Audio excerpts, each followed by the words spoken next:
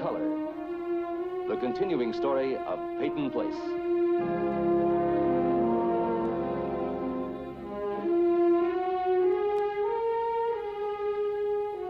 Starring Dorothy Malone as Constance Mackenzie, Ed Nelson as Michael Rossi, Ryan O'Neill as Rodney Harrington, Barbara Parkins as Betty Anderson, Tim O'Connor as Elliot Carson, Christopher Connolly as Norman Harrington, Patricia Morrow as Rita Harrington, James Douglas as Stephen Cord.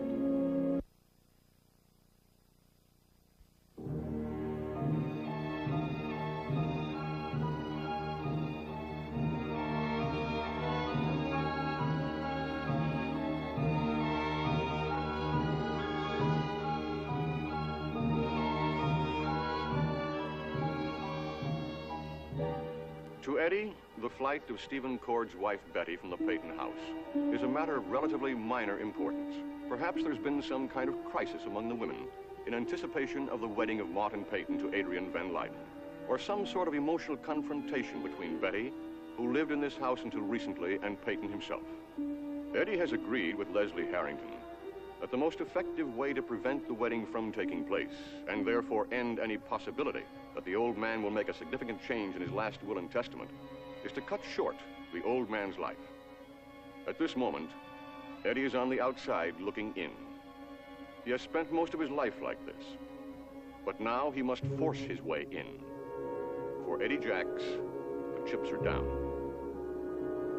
His bold intrusion into the world of Martin Peyton is the closest yet that anyone has come to hitting back, to punishing the man who sat in this living room and twisted and turned the lives of those who concerned him. Suddenly, a question forms in Eddie's mind. Can anyone truly hit back at Martin Peyton?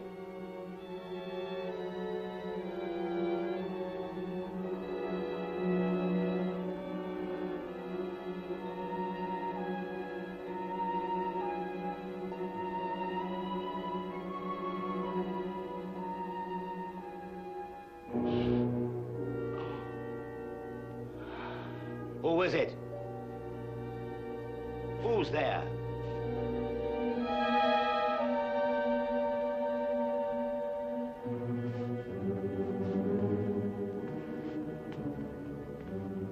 Who was it? Whoever?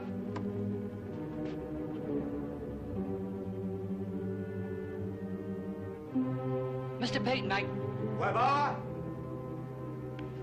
He isn't going anywhere, sir.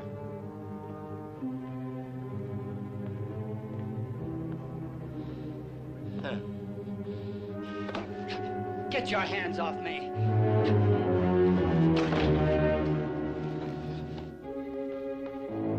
Mr. Peyton, please listen. Make him leave me alone. I gotta talk to you. Lay off, Weber.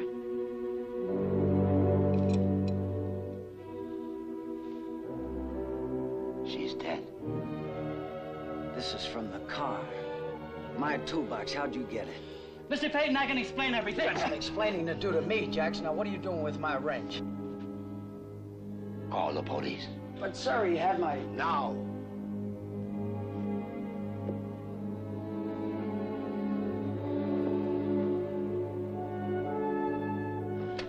I gotta talk to you a minute.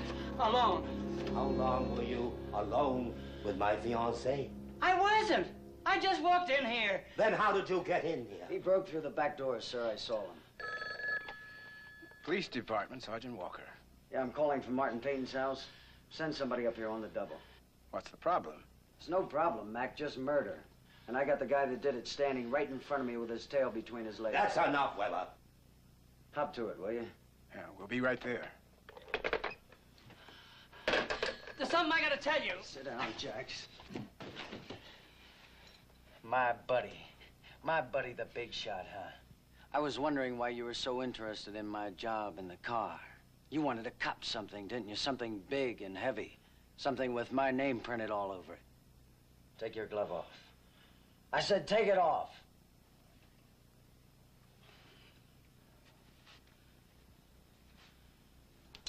Take it, Jax. I said take it.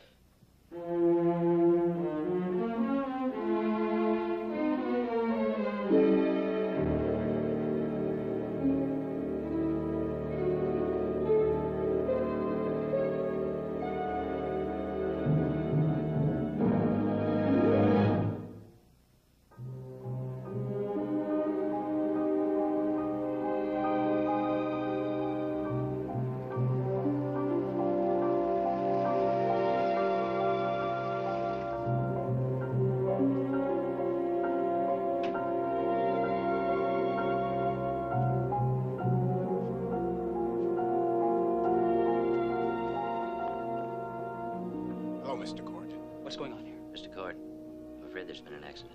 What's it?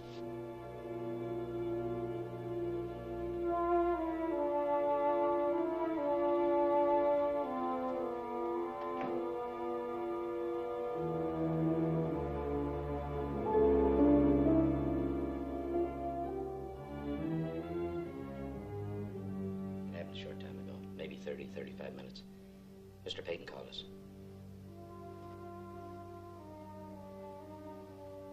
Mr. Peyton was in Spain. Inside.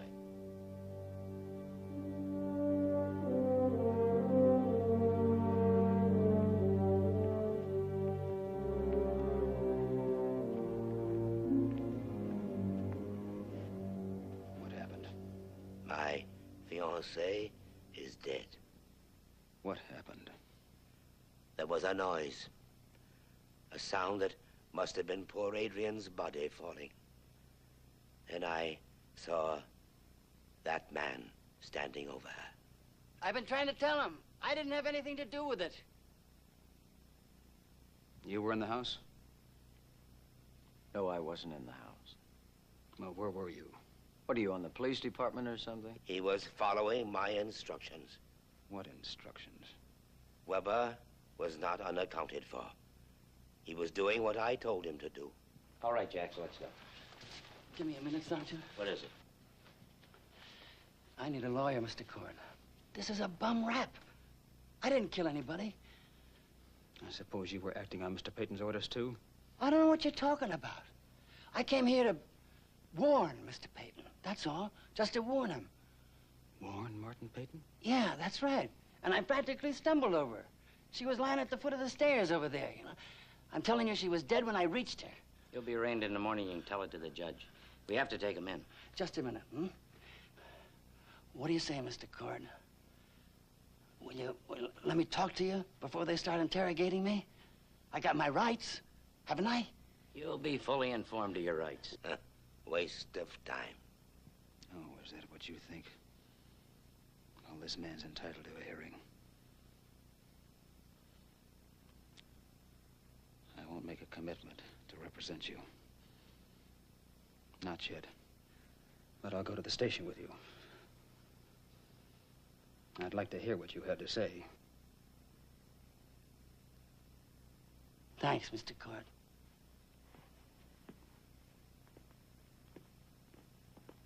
All right, let's get her out of here. Stephen, I'd think twice about rushing to the defense of an ex-convict.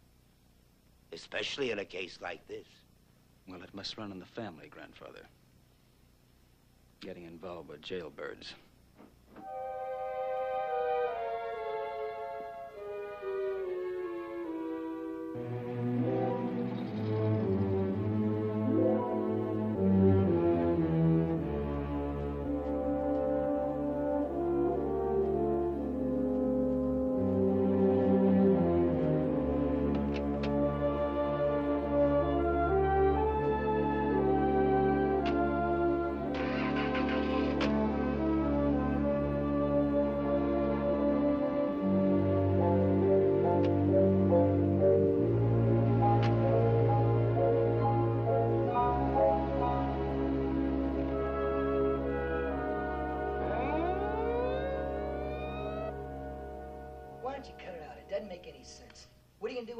You're just gonna have to make it up again.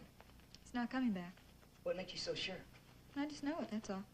Okay, big deal. Your dad's not coming back. If he was sick, why would he just disappear like that? It's like I told you. He probably went out and got a drink or something. Oh, he's not a drinker. Come on, admit it. You think it's pretty strange, too. Okay, so it's strange. Now, why don't you go in there and get some sleep? Oh, I can't sleep when I feel like this. Look, Eddie's a big boy. He probably got tired of you fussing over him and decided to just take off. Well, where? I already called the tavern and the boarding house and the bar at the inn. Think I ought to call the hospital? What for? Well, I just have a funny feeling that something's wrong. I'm just so nervous. That's just great. Here you are losing sleep over Eddie Jack's, probably the only guy in town who knows how to take care of himself. Now, come on. Hey, you're shivering. Look, now go on in there and lie down. Go on. I'll warm you up some milk and maybe that'll help you sleep.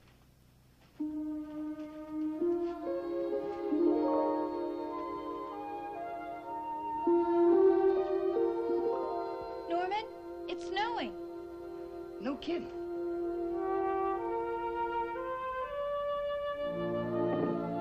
Look. Huh. Maybe Eddie Jacks is really Jack Frost. Turn out the light. It looks prettier.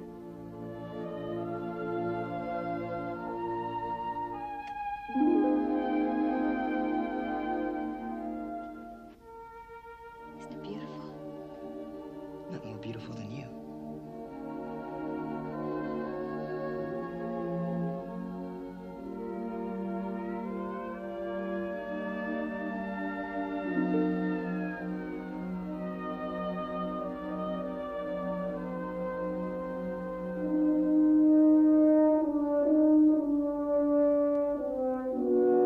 It's Dad.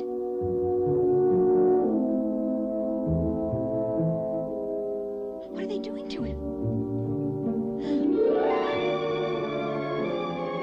Hey, Rita.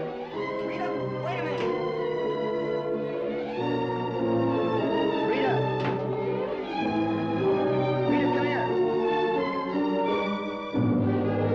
Rita. Rita. Let go of me. Come on. Norman, I've got to go see my father. No, you can't. Come on. No. No, Norman. Come on. Let go of me, Norman.